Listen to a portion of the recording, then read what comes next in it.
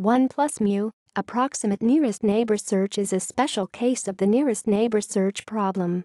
The solution to the 1+μ, approximate nearest neighbor search is a pointer multiple points within distance, 1+μ, r from a query point, where r is the distance between the query point and its true nearest neighbor.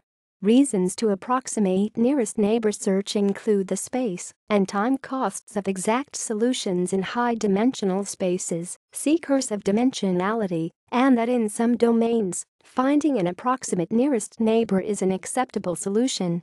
Approaches for solving 1+μ, approximate nearest neighbor search include KD trees, locality sensitive hashing, and brute force search.